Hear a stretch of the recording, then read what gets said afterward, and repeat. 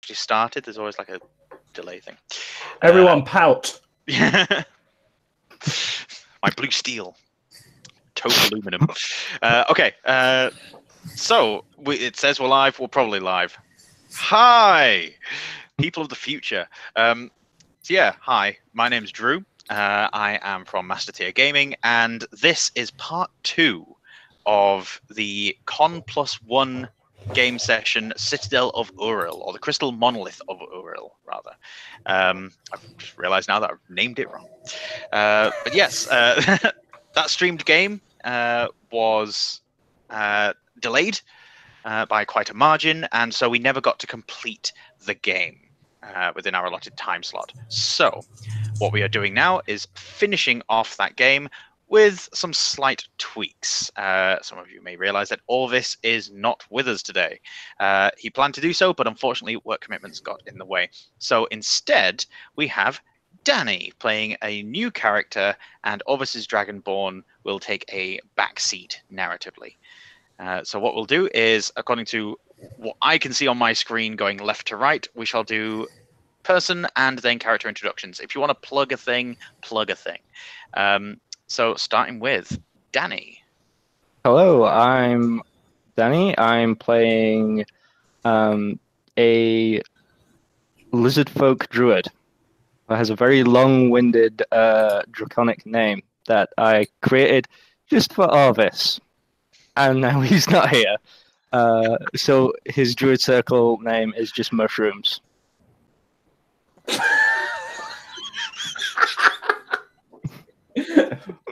Yeah, the druids in the druid.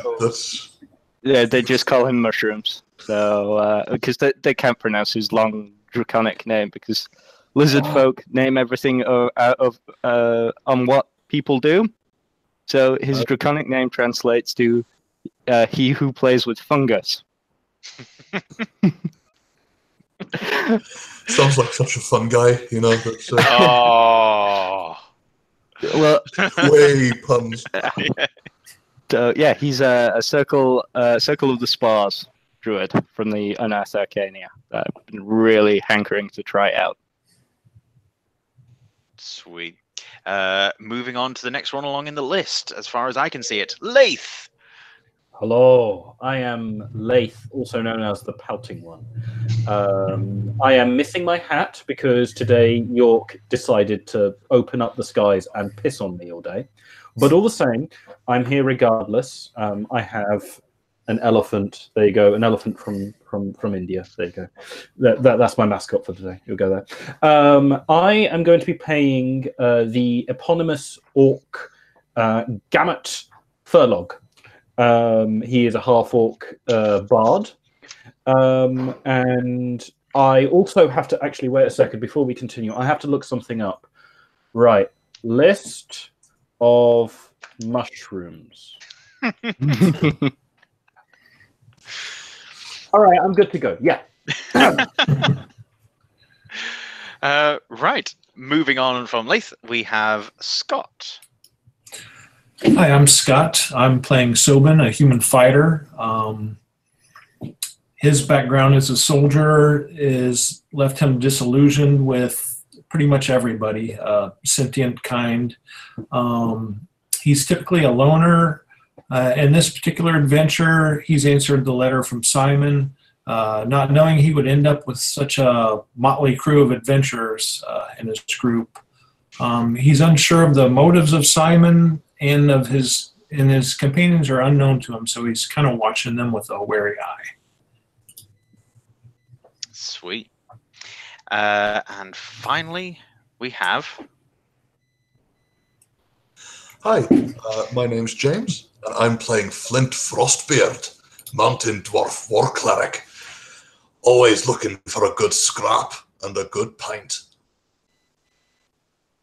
Awesome. Also, him and I are getting married. Take the date. Yeah, I forgot I still owe you that horse, don't I? All right, I'll see what I can, see what I can find. I've only just realised now that I said everyone else's name, Jammers, but yours. And so yes, I apologise. I just figured because you were the last one in the group, I would point to your picture. But of course, you can't see what I'm pointing to, and so that didn't work. I apologise. No worries. But yeah, it's fine. We'll fix it in post. Right. What we did last time, along with a semi-officiated wedding between the dwarf and half-orc, we have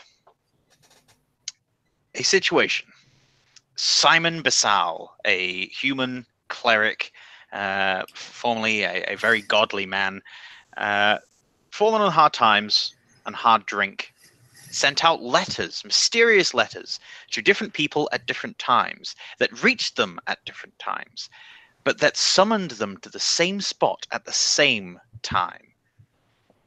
He apparently had a vision of these particular adventurers and how they would fit into the greater tapestry of things.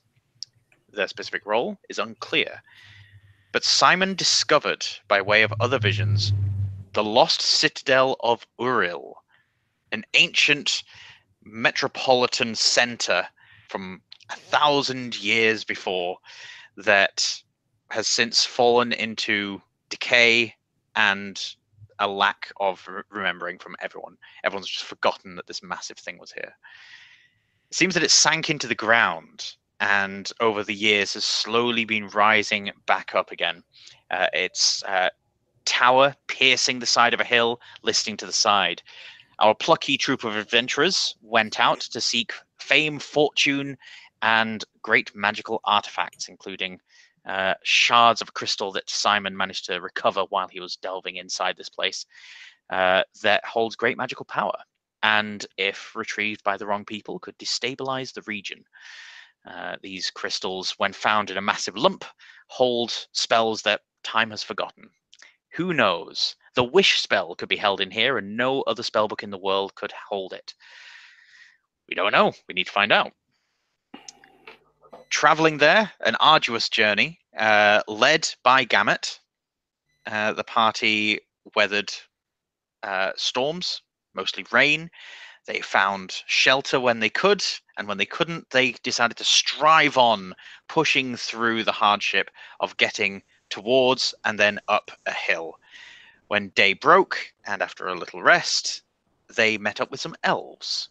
These elves were also heading to the Citadel. Their knowledge of the place unclear as to how they got it. There were two groups of elves, 2 groups of 5, and they did not get on. The Edels and the Tackintires. The Tackintires being a loosey-goosey, more chaotic group, seemingly more concerned with getting on with things. The Edels being more haughty, upright, and prone to ceremony. When both groups of elves collided, they were about to come to blows when Flint, the dwarf, managed to discover that the massive stone wall that was blocking their path inside this tower, this organic swirl of stone, could easily be sent away by channeling his own divine energies, and he did, revealing a horde of zombies filled with rot grubs marching up the tower towards them. However, the party prevailed, attacked these zombies, kept them at bay, and the final blow was dealt by Gamut, I believe, who cast Thunderwave and decided to just splat them all against the back wall, destroying them. And that is where we left the session last time. There's a few other minor details that people may remember. The fact that a halfling who could previously have been a soldier ran the farm, and that there was an assassin gunning for Simon Basal. But these details are not necessarily important to the story route that we've taken. And so, we open with the 3 adventurers that we currently have. Kassarian will still be present, although he will take more of an NPC role. We have a copy of his character sheet, and so if necessary, he can chime in with the occasional action. But for the most part, pretend he's not here. Danny, I am going to ask for your patience. Fine. You will be introduced shortly. Party. You're at the base of this tower now. The door sits in the middle of the wall to your left. Ahead of you, a blood-spattered wall with limbs dangling from it, and the remains of rot grubs. Some of them still squirming, but all of them no longer living. I seem to remember I can't quite remember which one it was, but I seem to remember casting. Can't remember there was a first level spell or a cantrip on the one that I had in my hand. Yes, inflict wounds you cast. Okay. It just annihilated it, so I'll tick off the first level spell. just for good measure. So there is an exit to this tower to your left. Judging by the distance that you've traveled and the listing of the tower, you are now underneath the surface. So taking this doorway would lead you underground. The door itself is mostly rotted, but still present and closed. Right then. Time to head back home, underground. Who's following me? Yeah, I'm with you. Before we go on, did the zombies have any discernible weapons by any chance? I would like you to give me a history skill check, please. Oh. 7. You know that this is armor of an older design of elf, but that's all you managed to determine. You can't discern clan or anything of the sort. It's all the same to you anyway. It's elves are elves.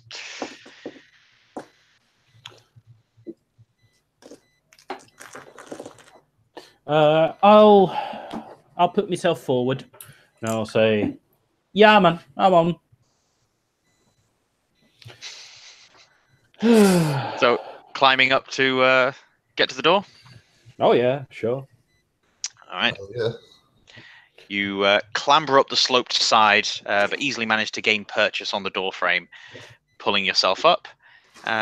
You find that the door comes away in clumps, almost just by your very presence. It is soaked through. It is falling to pieces. There's little maggots hiding out inside of the rotting wood. On the far side of it, as part of it crumbles away and you get to see inside, the far side is very different to the tower that you've just come into. Beyond this rotting doorway is a chamber tilted so that it separates from the tower and becomes entirely horizontal. There are rows and rows of bookshelves reaching to the ceiling above. And you see ahead a guardrail, suggesting that this is a mezzanine level. While a lot of the shelves look empty, there are still leaves of paper and the occasional volume still laid upon them, caked in dust, wrapped in webs. There's the occasional skittering movement, potentially bugs, spiders. And in the center, above this mezzanine level, you see a crystalline form, as if something is trapped in amber. It is humanoid. It is in a rather dramatic pose, as if it, at some point before freezing solid in this stone, was engaged in either fighting or fleeing from something. There is an anguished look on its reptilian face, weapon clutched in its hand. I turn around and I say, "There's a pretty cool statue over here." And I kind of like say, I'll chuck a rope down. And I'm basically going to reach into my entertainer's pack, which doesn't have rope, but, you know, I've got a bit of rope on my side. So I'm going to just tie up a little bit, probably from a bit of jutting rock or something, and I'm going to help people climb up. Okay. Yep. Given that it's a slope of maybe like 10 feet or so, that extra bit of rope gives people a good chance to get up. Everyone clambering in? Yeah, definitely. Sure. You get in, and it looks like this library goes on for quite a bit. You've come in at a corner. Ahead of you runs the wall to your right, and to your left, it carries on for, must be a good 30 to 50 feet, and then ahead in roughly the same dimensions, which Sobin can only see, thankfully, because of a torch. Everyone else has got dark vision. So this library looks to have been ransacked at some point. There is a shuffling noise from the level down below, but this amberized creature is suspended at your level in the mezzanine area. So if you were to chip it away from the ceiling, it would drop down to the level below.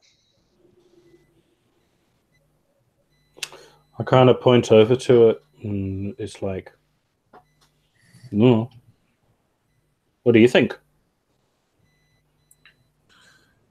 Does this creature look like the one that I saw the night I was on watch, by any chance? It does not, no. Okay. That creature did scrabble up to the top of this hill, but no, it doesn't look like that one. Did you say it was reptilian? I did.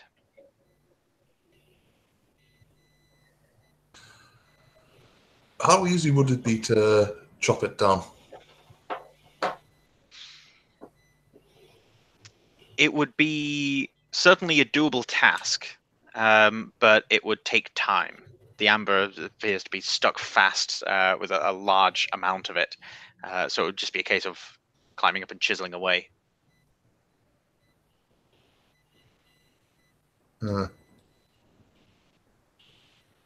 Flint will kind of look at the other two and kind of, what are you guys thinking? I'm going to, rather than answer, I'm going to try and cast a first level spell. I would like to cast the spell Detect Magic. Now, like, it's going to all depend on whether or not you're willing to, like, pass it by, DM. Mm-hmm. But pretty much what I'm interested in doing is, depending on the type, depending on like what magic is, like there are some worlds that kind of go, yo, life being alive is a kind of magic. Or, you know, there would be some kind of sign of like the magic that's keeping this amber in one piece. If it is in fact magical, you might have something keeping this thing alive, this lizard folk person. So the point is that like if I cast, I want to cast Detect Magic as a first level spell, but the point of it is more to figure out like what is this amber? Is it like natural? Is it magical or whatever?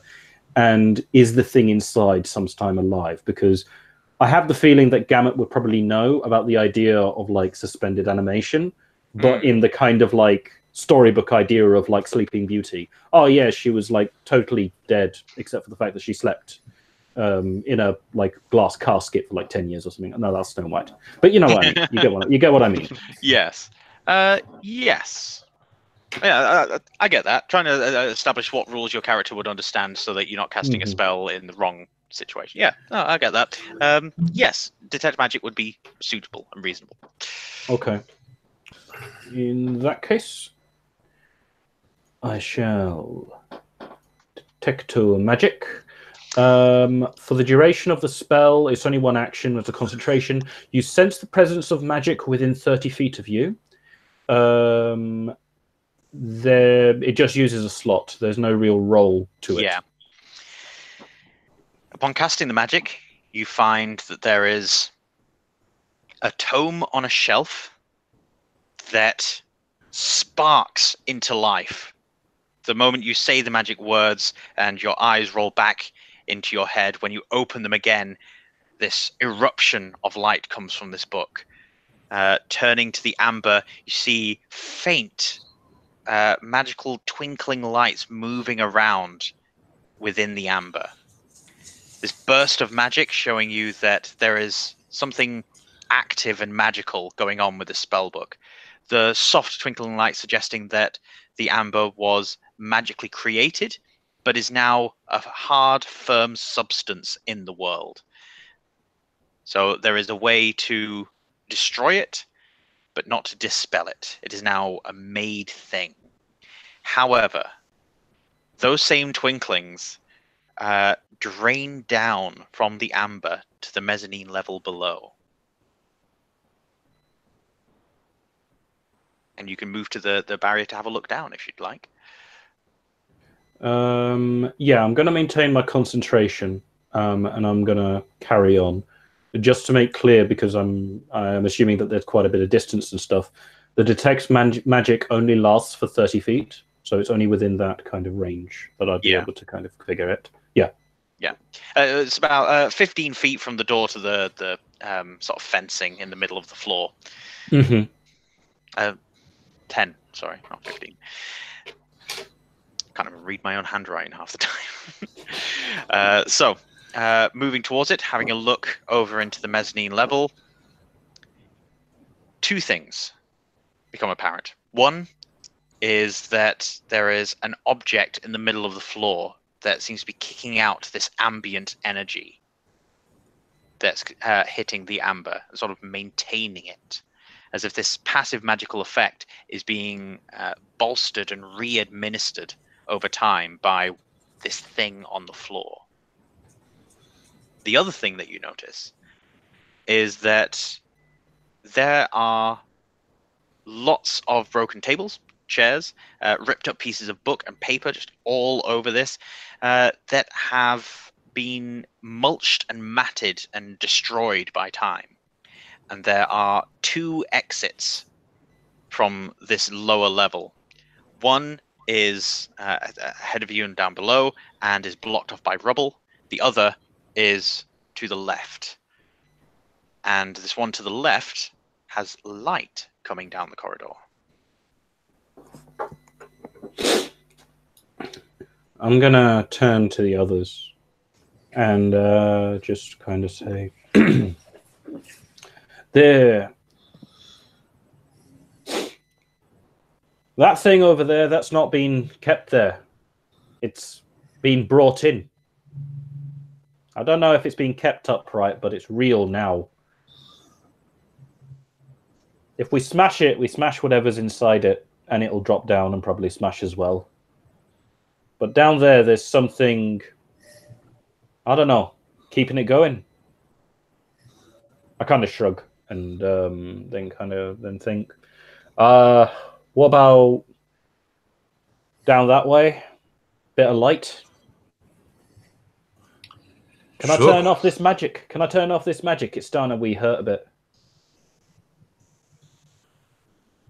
Would we be able to see what? Yeah, would we be able to see the effects of the detect magic, or would it just be the person that cast it? It was just the person that cast it. Yeah. So it grants them like a Mago vision. Yeah, it's why I'm kind of pointing things out to everyone. You know, I'm kind of telling everyone like what I'm seeing with it. But then I'm saying like, can I turn it off? Oh, because I'm just gonna like say, Gamut doesn't like Gamut doesn't like looking at magic. It's a lot like staring at a light bulb, or helium. I don't know. But yeah, just yep. It can be deactivated. Another thing that you guys will notice is that there's a gap in the barrier to this mezzanine level, and there looks to be the remains of a rotted ladder.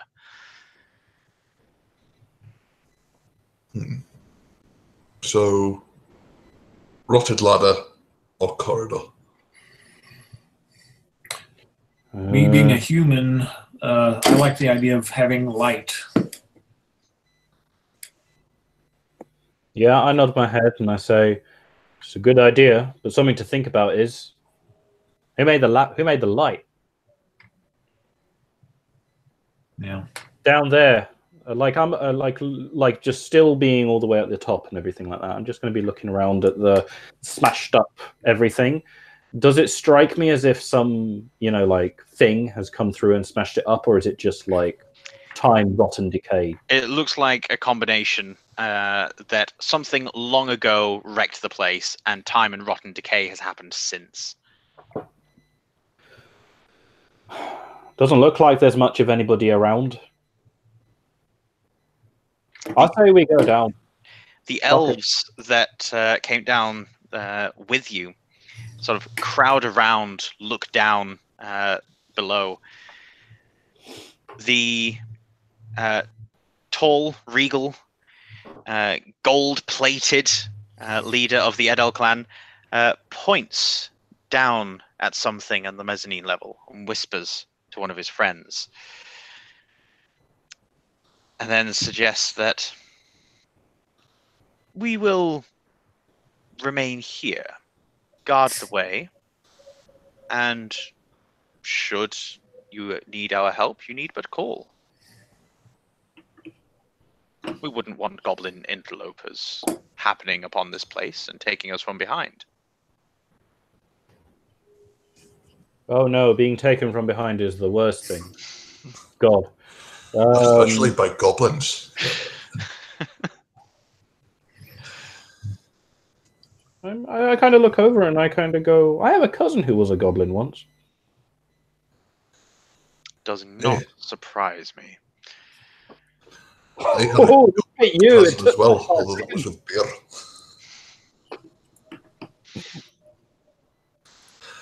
Right then, are we going down the rotted ladder, or are we going up the corridor? So, to clarify, the level that you are on has no other exit. Down below have the two corridors, one being blocked up by rubble and the other having the light source. Okay. I apologize for not being clearer there. So you've got this creature amberized, and you've got essentially the one corridor, or you could try and unblock the rubble. I say we go down and have I say we got to go down regardless. Let's just do that. I kind of look over to the idiot elf. Like I haven't got him anywhere else in my notes except it's just called idiot elf. Okay. So I look over to the first guy, the guy who was in like shiny armor and stuff, and I kind of go like, if that thing starts shaking, do you mind holding on to it? Maybe we can get some information out of it. Yeah? Indeed. I want to eyeball like the drop. How far is it? It's about 10 feet. It looks like a soft landing as well. There's a lot of mulch down there. Mm-hmm. Screw it. Yep, let's go. Into the mouth of the mimic I go. Great, guys. All right. Dropping down, Gamut lands with a splosh. It seems that what he's landed in is mostly liquid. It comes apart, coats him, and there are certainly some bugs and things living in there, but it seems safe for the most part. I kind of look up and I go, "Come on in, guys. The water's warm." I climb out. I'll follow down. Got a torch and a hand axe, I guess, in my other hand. Once I get down. Right. Leaping down also is the other elven contingent. He then introduces himself, the leader of them, upon landing with all of his troops, weapons still in hand, and stand upright, check each other over, a couple of them laughing, throwing a couple of bits of mulch at each other. The leader turns and extends an arm. Now that we've got ourselves into a bit of a mess, how about a proper introduction? Geran. Gamma. I kind of like I make a point of like if he's put his hand out or if we're shaking hands, I'm gonna really like big dick it and just squeeze his hand, like really go strong. Yeah, that's me. I wanna show my overbearing power. He does the same, and as he tightens his grip, he starts to move his hand towards him. You see that he's almost initiating a tug of war. I push downwards as like we're shaking up and down. I'm just like going further and further downwards as I'm slowly trying to take control of the shake. Give me a strength ability check. Oh snap! No, he's a warrior. I'm gonna lose. You can add athletics if you're proficient. I'm not. Let's have a look. Actually, am I athletic? No, that's Arcana. I rolled Give me a second. I need to check one of my spells. Ooh, are you going to check guidance? I am. Bollocks, it's touch. No, this is entirely spontaneous, dude. Leave it be. Yeah. So 17 I got. What did you get? 16. 16. Oh, right. Oh man. He manages to control your grip until eventually he lets go with quite a big roar, and the rest of his men then raise their weapons. He turns to them, continues the roaring. The elves up above look on disdainfully. He then turns back to the rest of you.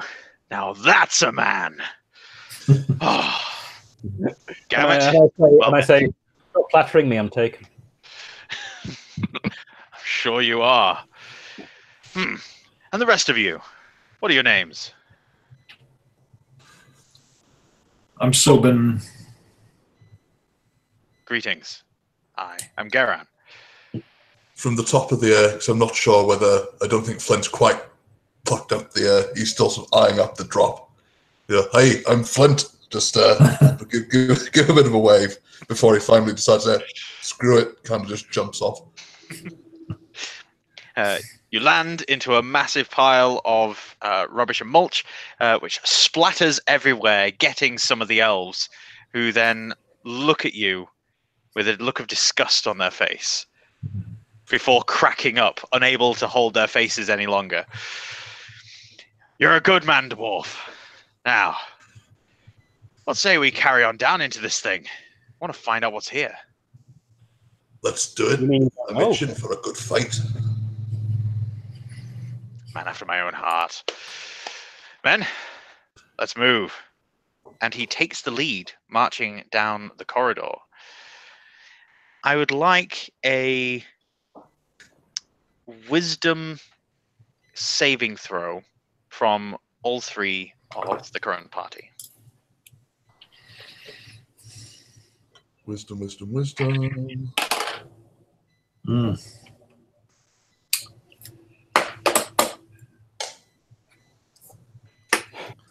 8 total.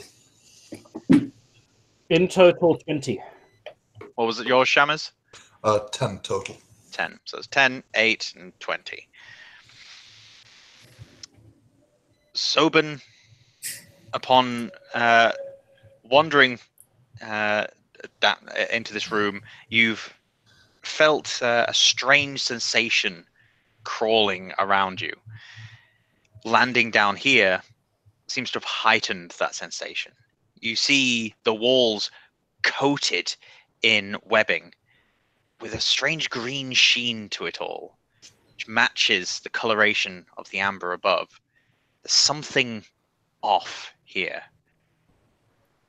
And the frivolity of these elves moving on away from here brings back that sense of foreboding and dread. The air seems really oppressively thick, and yet it seems almost comforting to be near this amulet on the ground. This trinket, this thing seems to just make everything just that little bit sweeter, that little bit less oppressive.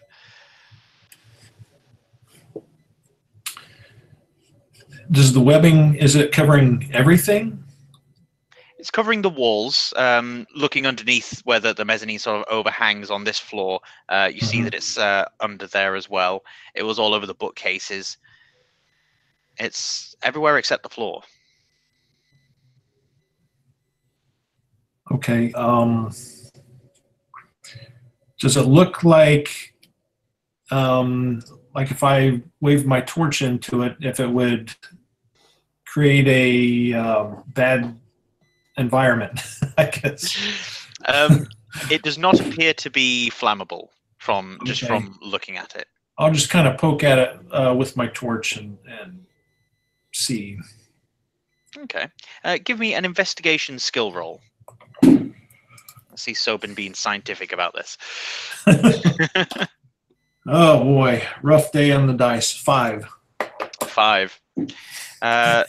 Upon poking your torch towards the webs to see what would happen, not only do they crackle and sort of bend inwards slightly at the press, but they attach to your torch, and eventually the torch is smothered. It is almost impossible to get the torch back off this webbing. It is extremely sticky. So you're now in the dark, but you know that the webs are sticky. Okay. I'll leave that torch, and I've got some more, so I'll light a second one. Just so I can see. All right. I mean, I'm not going to muck about. I'm going to look through to the amulet about the, what's his name? I want to have a look at it. I want to see how it is. Yeah. Picking up the amulet, you see that there is a gemstone set into the center of this metal amulet. It is perfectly circular, as well as the gemstone inside. The gemstone has carvings in the middle of it, written in Draconic, which I've just realized now. Orvis leaps down. Not Orvis, Kassarian leaps down. He's still here. Also, Flint speaks Draconic, just so... Excellent. Then Kassarian's there and invites Flint to have a look. The amulet reads in Draconic, it's a complex combination of letters overlaid onto each other that create concepts and sometimes even sentences. And it says upon this amulet, Order of the Druids, holding.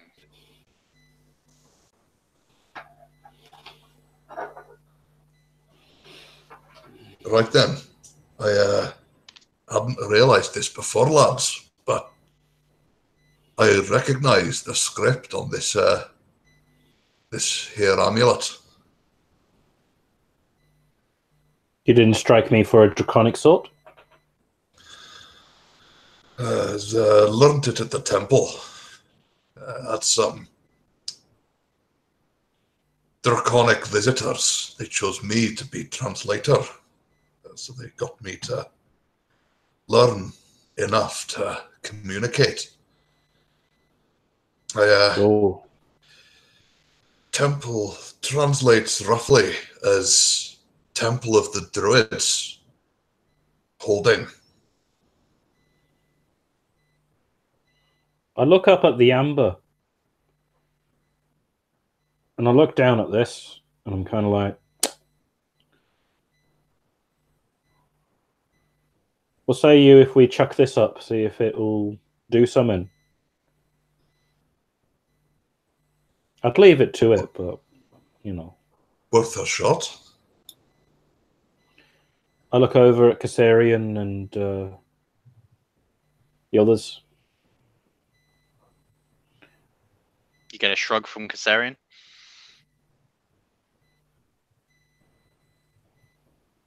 All right. In that case, I'll just move myself over, shout up to Pretty Boy, to Shiny Boy, and I will shout up to him, "Oi! Catch!" And I just lob it at him. Two things occur. One, Gamut now has inspiration. Second thing, as you throw the amulet, it soars upwards and snags on one of the bits of amber dangling down. And as it does so, the amber bends slightly and then stops, holding the amulet in place. The amulet then gets sucked into the amber as if it was liquid, like honey, and it moves upwards inside. As it's moving further up into the amber towards this reptilian shape trapped inside, it starts to glow.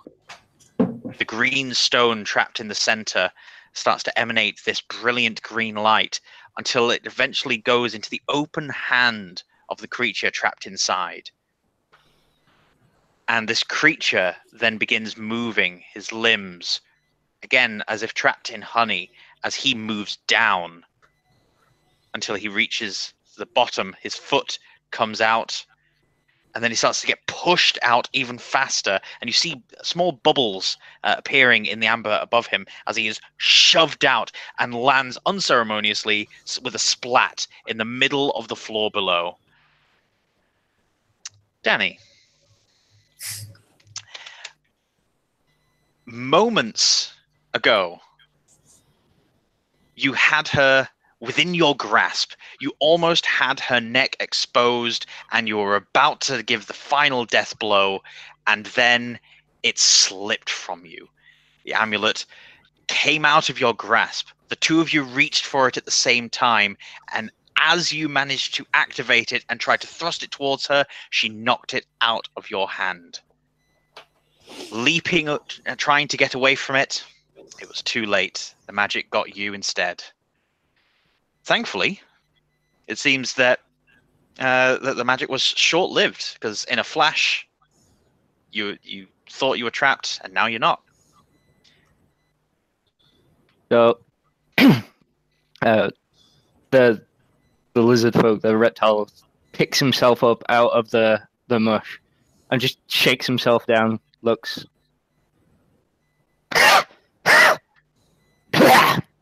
And a gust of brown, rusty dust coughs from his open jaws, and he looks with yellow eyes at the pie. Druids? No. Not these. Maybe helpful. Geran moves out of the tunnel that he started leading his people down, and putting a shoulder on Gamut, pulls himself closer. Who are you? This one's name. Oh. Are you talking to mushrooms? Yes, talking to mushrooms. This one's name is Jasi Savaust La Have Misgoth Gorosli. And then, which speaking Draconic translates as he plays with fungus, but getting a blank stare from the elf. Probably everyone but Flint and Kazarian. Yeah, probably. Flint will just kind of stand there, sort of hand over his mouth, just chuckling to himself a little bit. The order calls this one mushrooms. Soft-skinned with pointy ears. I think that perhaps we found either a fight or a source of information. Looks like information. What the hell were you doing? Fighting. There's big fight. Many things to fight. This Fey attack while we were in Citadel. We druids came to secure weapons, make sure no one can destroy world. What are you doing here?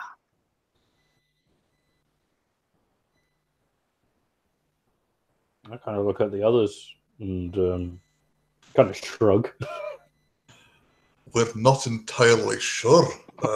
We've been sent here by a cleric named Simon. Sent us all letters and told us to come here with that necklace thing, charm, bracelet, whatever it is that you've got in your hand. This catch Fey Queen. And he slips it into his robes. She must still be trapped here. We must stop her. All right. All right then, he who plays with fungus. Let's go. I look at Flint with a look of like, what the hell strange name are you doing with that one? Then I kind of like, okay, fair enough. So, not been able to see in the dark and seeing the torch from Sylvan, was it? Yes. He's gonna Mushrooms is gonna sort of sidle up to him. Get close to the light. Yes. All right. No one fancied like clearing out the other corridor, like spending a few hours like lifting rubble? No. No. That's fine.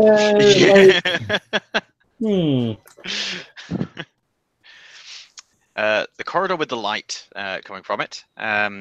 Wandering in and turning a corner, you see that there is a brazier that has been set and is filled with rocks glowing with a blue light. These are bioluminescent. The rocks have a strange fungus growing on the outside that exudes this bright blue light.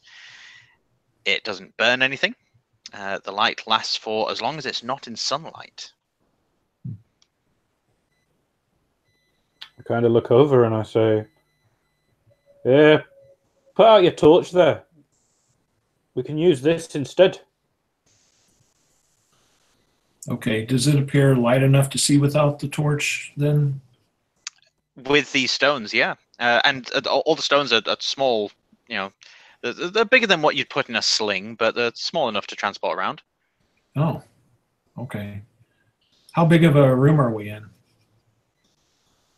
The corridor itself is about 8 feet wide. From the point of the brazier moving onwards, it carries on for about another 20 feet and then opens out into a larger chamber. Does it get darker down the hall or does it stay lit? It gets darker down the hall. Okay. I'll hold on to the torch then. I'll keep it lit if it's going to get dark. Okay.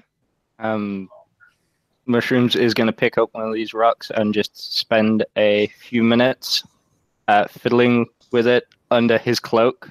He's basically just setting it into his shield with his bone craft. Cool. And he can do that while I'm moving. He just doesn't want to be stuck without a light if something happens to his squishy friends. Moving on further down the corridor, we see that this room has about 15 feet of width, 60 feet of length, and then at the other side ends in what appears to be a symmetrical representation of what is going on with you guys. So there's a doorway you've walked through, there's about 10 feet, and then steps leading down, and then steps leading back up again on the other side. But apart from that, it just seems to be a massive hallway. There's a door on the other side. There's a drip in the ceiling. The ground at the base of the steps is covered with what looks to be silt. It looks like that crack in the ceiling has been doing its work for quite a long time. I look over at Garen while we're doing all this. I kind of say, so what brings you here? What old stiff bones up the stairs probably won't tell you is we're all here for the same reason. We had kin here a long time ago, almost a millennia. But kin is kin. When we found this place again, we had to come and get them. For burial? Whatever's needed. I noticed some of them in the tower. That was them. There's more of them. They went missing. They heard there was something going on with the druids. And of course, when the druids get involved, it's usually something big. They don't care otherwise. So we came to lend a hand. So did the Edels, back when they gave a damn. We lost a lot of people those days. We had to just make sure that they're done right by. What about you? You don't strike me as someone having elven kin, unless it's quite far back in your lineage. Oh no, my daddy was one. Like it's clear that I'm pulling his leg. Fucking. But I just kind of say, what's to say? I got a letter. It said, "Fine, come here, get money." I could do with money. Honestly, I feel like putting up with it. I've heard of Uril. Uril's got some good stuff in here. Old stories, old magic. Didn't know it was elves, though. I thought it was just like a... It didn't used to be elven, at least not in the way it means now. No, Uril was a grand experiment. Everyone living together. Humans, elves, dwarves. I know you get the occasional dwarf living in a human town, but everyone kind of keeps to their own politics, you know? There are scores of humans living in Korath, but it used to be different. We used to all be together. That's what Uril was. The fracturing of the Citadel, that dealt a heart blow. Everyone started separating along ideologies, and eventually that led to families and clans. We're all separated so much these days.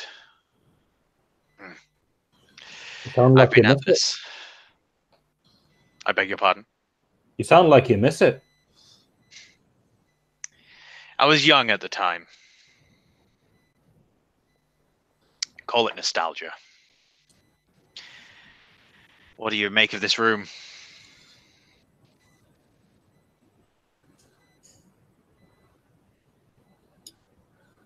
Do with some paint. What about you, dwarf?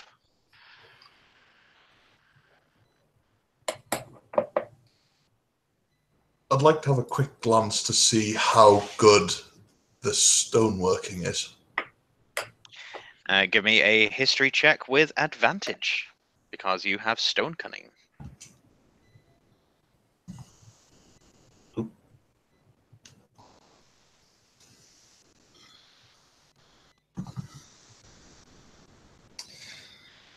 Okay, so that is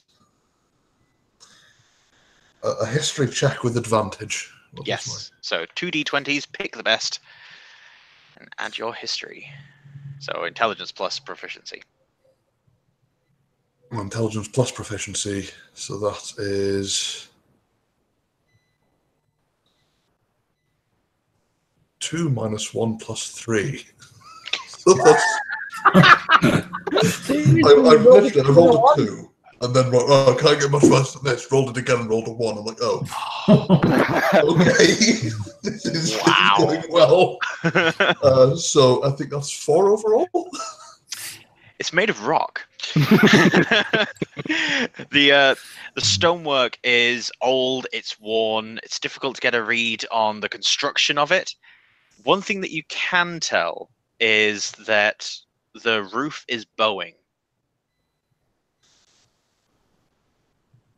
Well, I can't really comment on the stonework all too much, too old, but we may want to get past that bulge in the roof as soon as possible.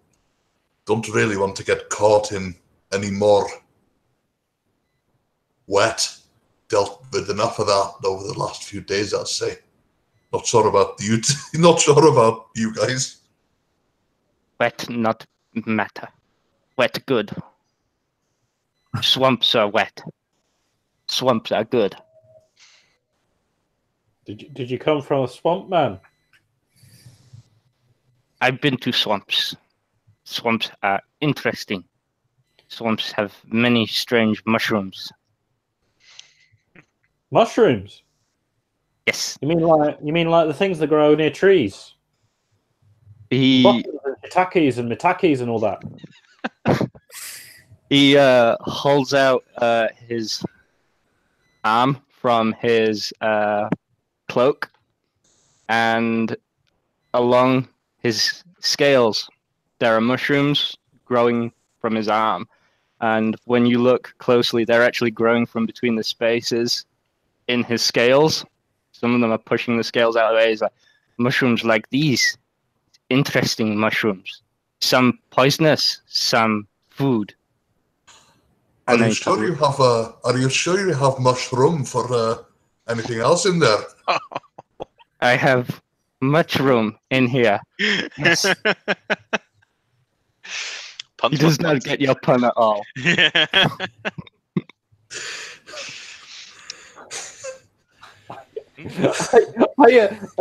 Like Gamma is legit just kind of fucking horrified.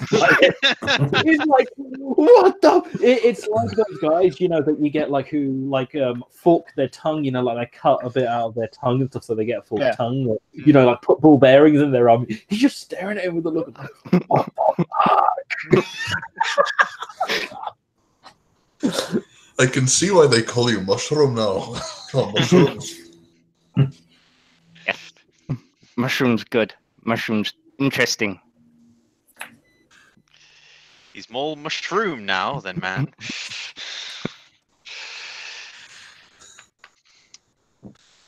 The room lies ahead. The narrator of this game. The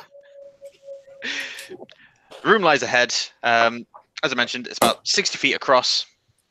So with the 10 feet of walkway, a further 10 feet of descending stairs, that leaves you 20 feet,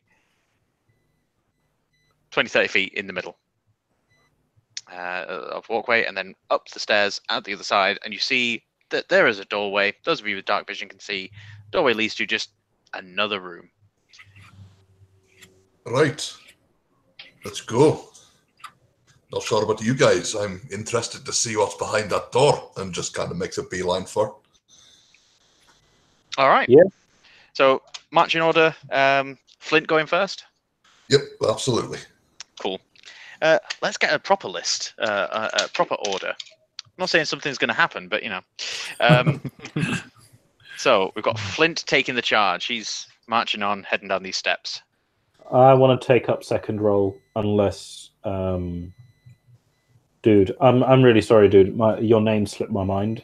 Danny. Scott. Yeah. Sobin. Yep. Unless Sobin wants to go forward first, I'll go second. Yeah, I'll follow, or I'll go second.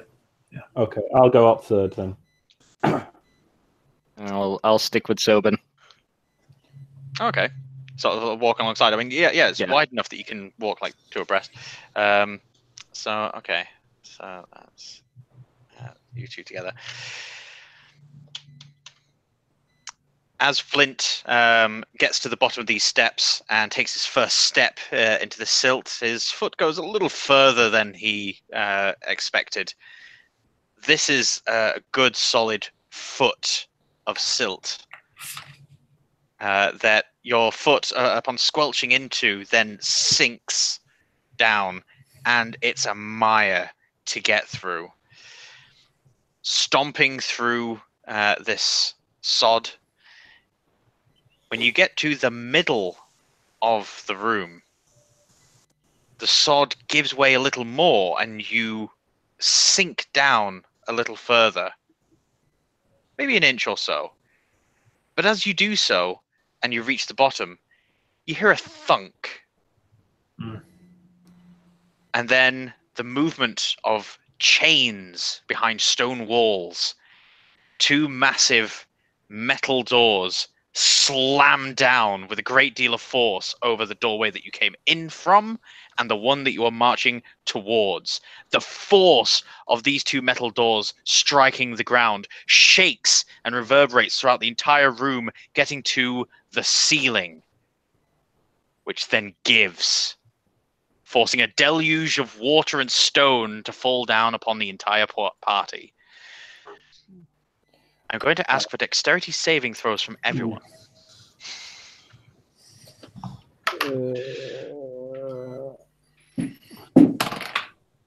Trying to see if I can find magic. Can magic save me? 13. I got a 13 as well. Brilliant. 9. 9. 9. Right, so ooh, that's so lucky. I did really well. I rolled a 20. I am very surprised. I rolled a 19. I have a -2 and a +3. So, yeah, I'm very surprised that it turns out bards have a dexterity saving throw. While Mushroom is walking through this mire, he realizes how much this silt is going to nourish the mushrooms, and he stoops to gather some and starts rubbing it into his leg scales as the heavens above open and this deluge of water drops down.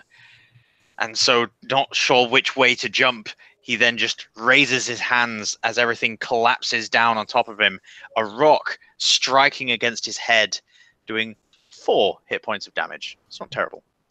But as this water splashes down and spreads to the sides, everyone else goes along for a ride. So while Mushroom is almost flattened to the ground, everyone else is pushed. Flint and Sobin, you are driven towards the door that you did not come in to, and Gamut, you are driven the other direction along with the elves back to the door that you came from. More water is pouring in from this hole in the roof now that looks to be at least 5 feet across, if not wider. Water is gushing down. The room is filled with the sound of rushing water. You need to shout just to hear yourself, and the water level is rising. It is about a quarter of the way up the steps and getting higher. So it's getting to about chin height by the time Flint can move again. The silt below is getting churned up and moved around, and stuff's swimming all over the place. Leaves, bits of soil, that sort of thing. Chin height by which race's standards? By a dwarf's race's standards. So I'm assuming you're about like 4'5". Yeah, something like that. Yeah. Yeah. Yeah. But I need to get out of here. What, there's no place for a dwarf? Say that we're going towards the door that we didn't come in from. Is there anything nearby I can like grab onto to like pull myself out a little bit? Or you can make a beeline for the stairs. There's 15 feet, and since it's difficult terrain that you're wading through, it just takes double the movement, so you'd be able to get to the steps with just a bit basic 30-foot movement. Right, I'll do that. Yeah. Okay. Flint is rushing towards the steps. Sobin, are you following? Yeah, on my way across, though, I'll work my way towards the middle again, and I'll probably go a little slower because I'm kind of feeling with my feet along to see if maybe there's any other switches underneath the silt that could possibly be pushed. Okay, I'll allow you to make the choice between investigation or perception. Perception, yeah. Okay. 7. Feeling around, there's seems to be a lot of loose rock that you're feeling beneath your feet, but you don't manage to find anything that could potentially help. Aside from the occasional clatter of metal subdued by the water sound, suggesting that there's loose things in the water. Okay. Flint... Oh, sorry, go on. No, I'll just work my way towards that door doing that, so... As Flint reaches the steps, the water continues to rise. Since we're dealing with a shifting environmental hazard here, I'm going to ask that we all go into an initiative order so that we can determine what happens when. So everyone roll for initiative. And on initiative count 11, the water level will rise by half a foot.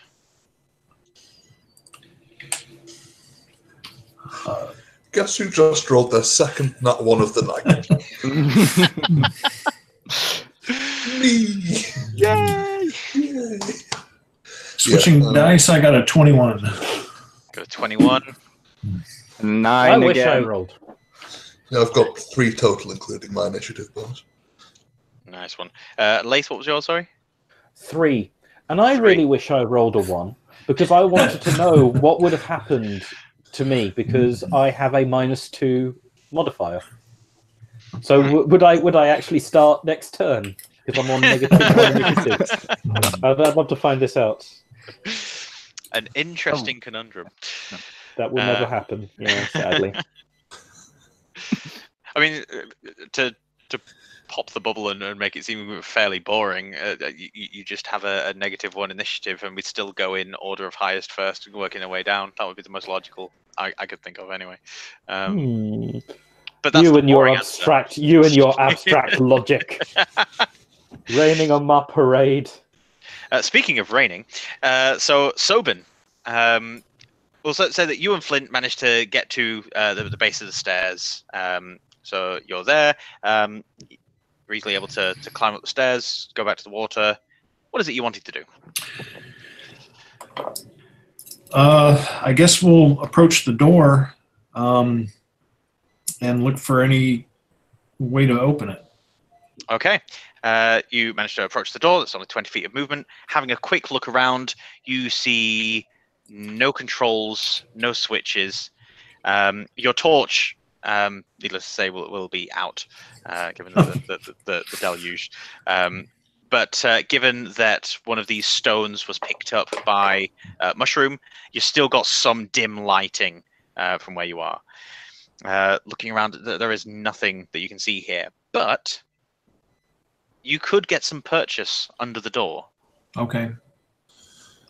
I'll see if I can grab it and try hoisting it up. Maybe the dwarf can help me. Yeah, if I'm high enough in the initiative order with my... We'll say that since we're just dealing with water rising, that for now you could run up, give him advantage, and then we'll move on to Mushroom and Gamut. All right, yeah, I'll do that. Cool.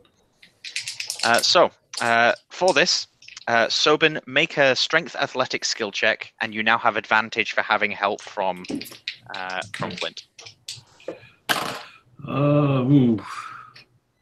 14. 14.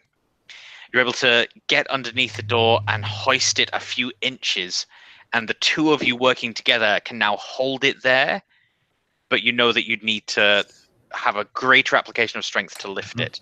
So what this means is that you'll need to make more athletics checks in subsequent rounds to try and lift the door bit by bit. Mushroom. He is going to swim over to the door just because he can. It's probably faster than him trying to wade through. He looks at the two trying to hoist the door. Before you do so, what is your passive perception with disadvantage? So your passive perception -5.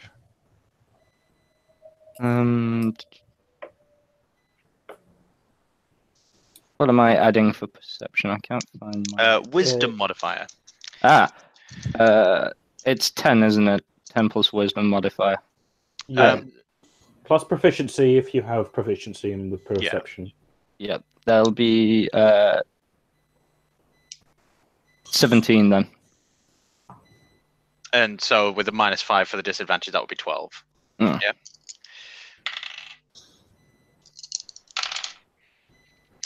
And what's your armor class? 17.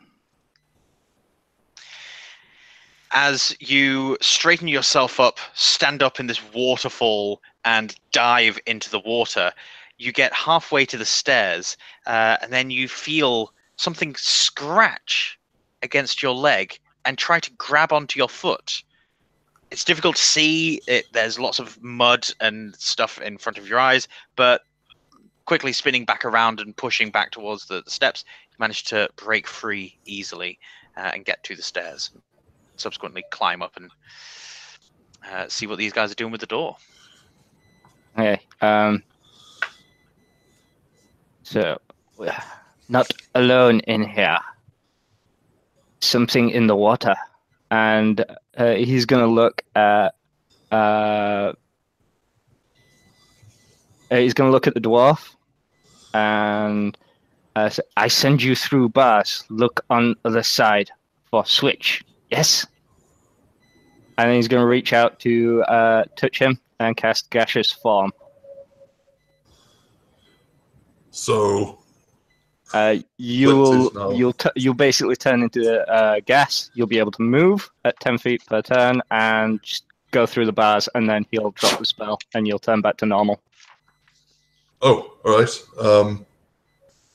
So yeah, I'll drop underneath the door and see what's on the other side. Right.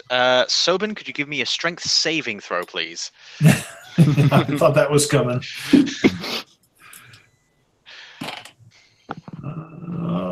Another 14.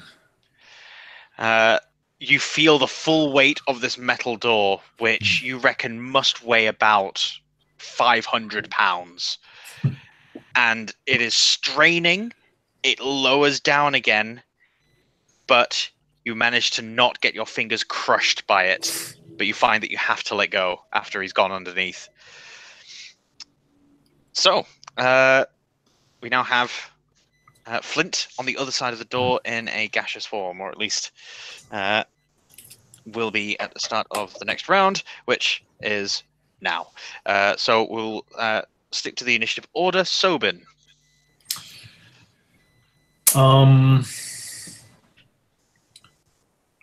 Well, with no appearance of a way to open the door, I'll try to make another grab for the door and possibly lift.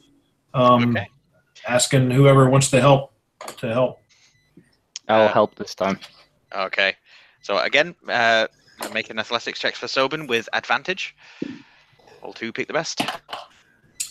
Oh, that should be good. Okay. 23. Fantastic. The two of you together managed to hoist it up to waist level on Sobin and hold it there. With the two of you working in tandem, it gives Flint an easy way to get back and forth, and anyone else will be able to easily duck underneath. So that's that turn done. The water continues to rise faster and faster now as more of the rock gives way in the ceiling, and so this half-foot of a gain every roughly 5 seconds now seems to be an entire foot. It's about halfway up the steps now. And approaching from the steps, lots of soil and mud in the drift, but also a skull, and then another float towards and sort of bounce against the steps, and then stand, grimy water dripping from them, skeletal bodies beneath, wielding rusted, sawn-off blades. Flint. You are in a gaseous form. You're on the other side. I don't think...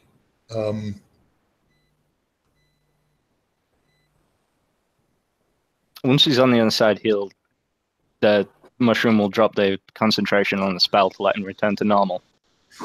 Okay. Then you return to normal with all your full senses. You can see that this is a small guard barracks room. There is a switch that looks to be like a massive wooden lever, part of the chain and door mechanism. There's a skeletal figure propped up in a stool in the corner, and leading out and down is a tunnel that descends to the point where the worked stone stops, and it becomes just a mud tunnel after about 30 feet or so. But this room looks to just be like a 20 by 20 room. Sure, I will pull the lever. All right. Pull the lever like my name's Crunk. And, Wrong lever! I'm going to have to ask for an athletics check. This is a very stiff lever. It's made of wood. It might snap. Okay. Athletics skills. Okay, that's fine.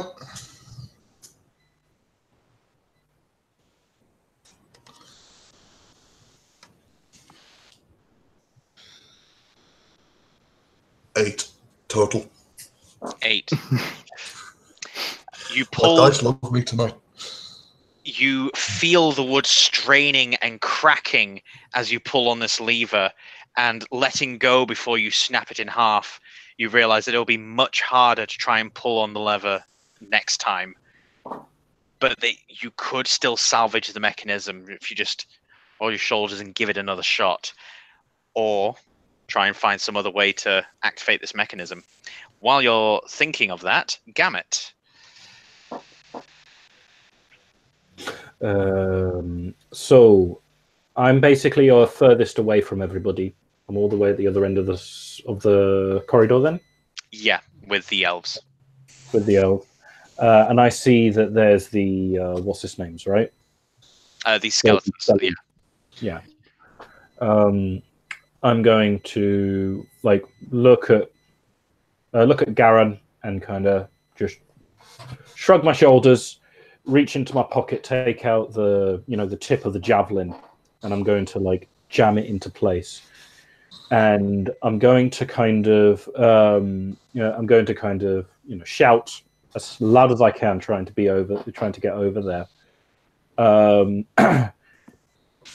How long until you can get us out of here?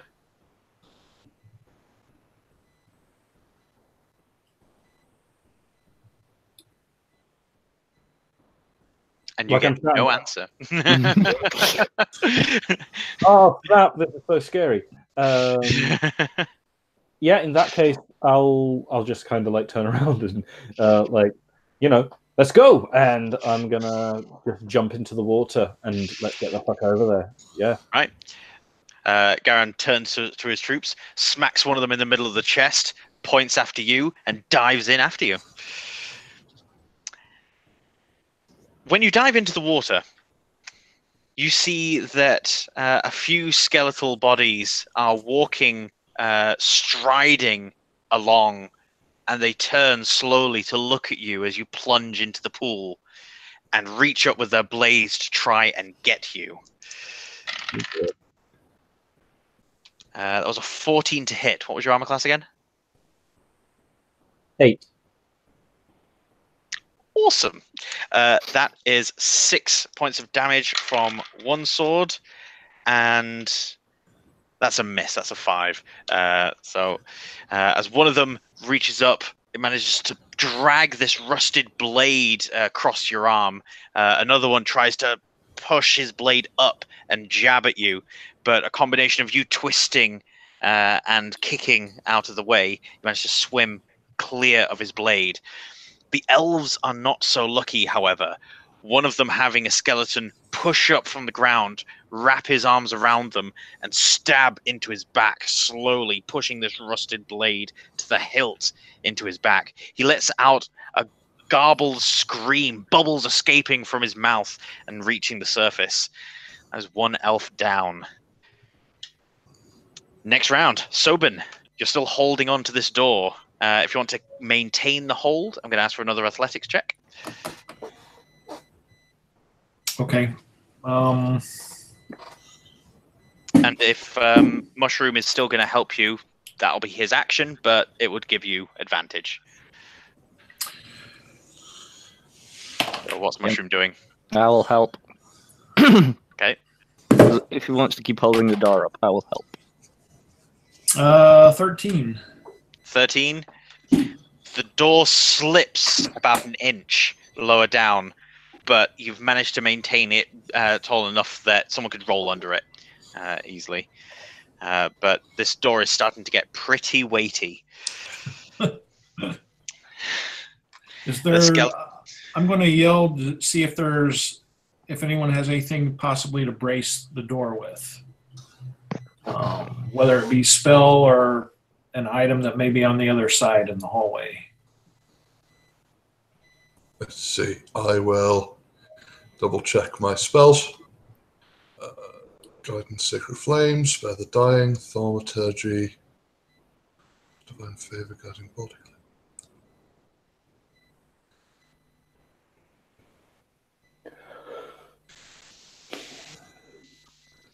Right.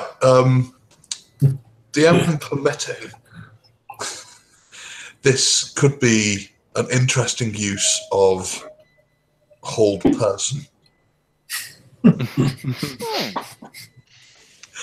If I was to cast hold person on Sobin, I don't know if I like the sound of this. if I was to cast hold person on Sobin, would he have to continue to make athletics checks for the door, or would he just be like magically held in place, like keeping the door where it is?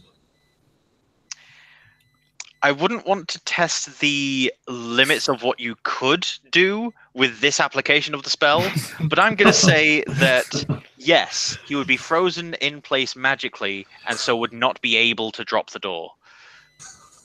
Okay, well, I'm going to cast hold person on Sobin to keep this, to keep this door open. Sobin Bry, you are going to get the worst fucking muscle strain. Oh my god. I'm also trying to think of like further practical applications of being able to make it essentially like an indestructible, immovable person. Like just how many immovable rods can you turn people into? I don't even imagine that that's the case, because you can still cut them up and stuff like that. You true. just basically, they'd still be as strong, you know. Just imagine trying to lift a dumbbell for like hours on end. Yeah. Yeah. Jeez. And you can't put it down. Oh, Yeah. Jesus. Well, that's one of the things that makes in zombie fiction. That's one of the things that makes zombies apparently super strong. They just don't care about the damage done to their muscles and bones. So, yep, this is gonna hurt. Yeah, so they kind of cast it on Sobin, so he kind of goes through this, and if you give him a warning, he can voluntarily fail his wisdom saving throw. I'll give him a bit of a warning first, and I'll go. Right, I have an idea. And if Scott doesn't want Sobin to be held, he can try and make this wisdom saving throw. I may try to make my save. I don't know if I'm liking this very much. You get an additional saving throw option at the end of each of your turns. So each time you want to, basically, when it gets to your initiative, you can make another attempt to break free of it if it no longer suits your purposes. But you can make a check from the off, see if it just doesn't work. Okay, yeah. Just against a DC of 13. Oh. This is wisdom? Yes. Yes. Oh. Yeah, I got a 19. Yeah, that's the same. Sorry, Flint. I just completely understand. I don't like muscle cramps. Flint pointing his shield forward and saying a magic prayer as he warns Sobin about what's about to happen. Sobin feels all of his muscles turning to lead, and then he tries hard to focus his mind on the feeling of this door, the weight of it, the feeling of his feet pushing into the ground, and he regains control of his muscles. All right, fair. As a bonus, I suppose, attack, it wouldn't really be an attack, but as a war priest, I get a second one twice, or equal to my wisdom modifier per sort of short rest. So I'm going to cast Spirit Guardians as well, to kind of go combat the zombies on the other side, just to kind of... like Spirit Guardians. It's a good spell. So that's like a thing around you, if memory serves. Yeah, so I can nominate as many creatures around me to be unaffected by. So I'll just nominate. Cool. And do you want them to appear angelic or fey? I will have them. Considering the history of the place, I'll have them appear as angelic, just because I don't really want to. Faye probably wouldn't be the most the wisest choice, I don't think. Probably give mushrooms some sort of reptilian version of PTSD at this moment. Pretty much. Oh no. Poor mushroom, dude. He's just having a bad day. I suppose you could say he's a bit swamped. Oh, Shadows, you bastard! I must commend you. That these are good puns. I like them. Yep. So give him my inspiration. I think he's still got his inspiration from the last session. He's got some unspent.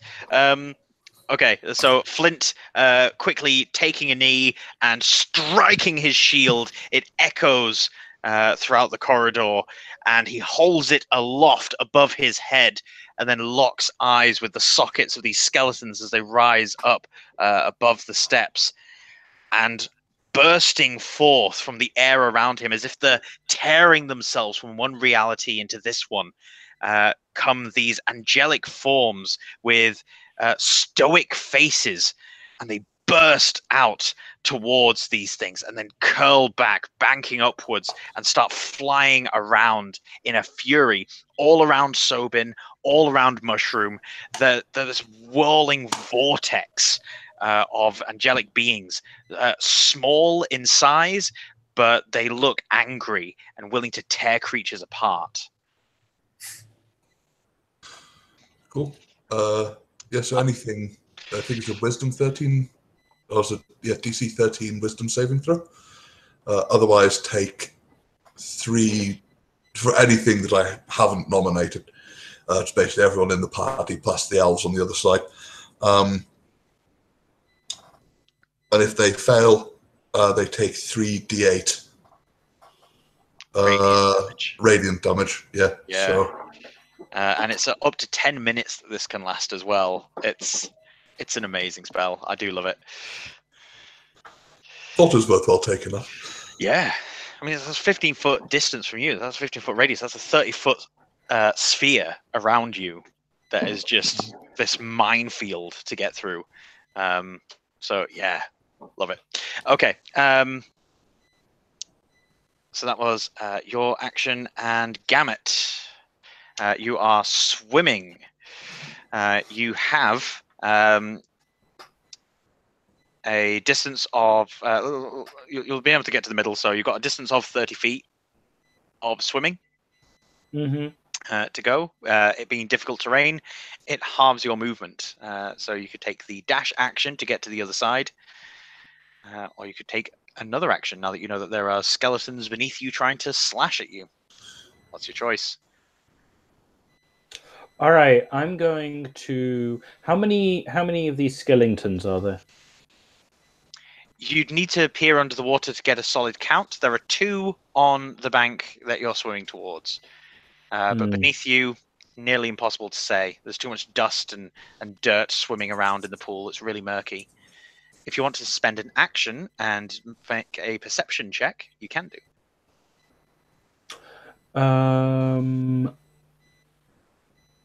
Will that be as a bonus action, or will that be for my action itself? It will be a full action. Okay. In that case, what I'm going to do is that I am going to cast Heroism. Heroism is a first level enchantment, and it's going to be cast on Garen along with the others. The thing.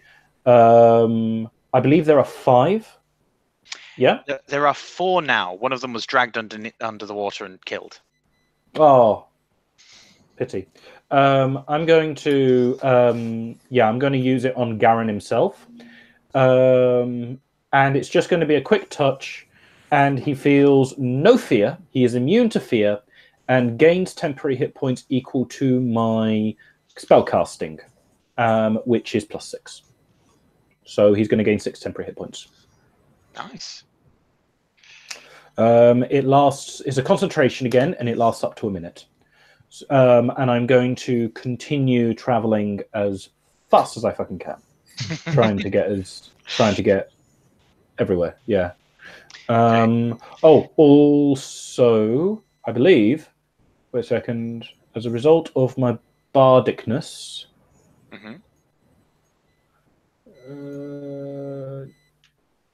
No, it seems not. Okay, then. No, it's fine. Sorry.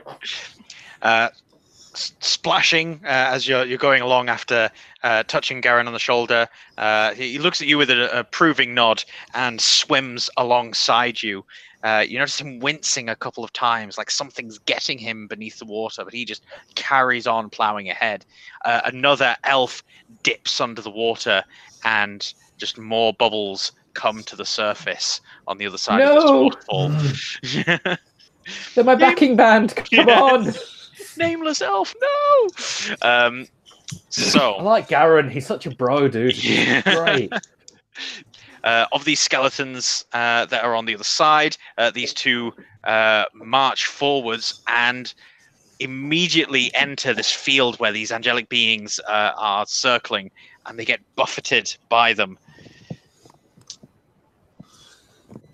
When they enter the area, that's when they make the saving throw and take the damage. So, some saving throw, that's an 11, and that is a 15.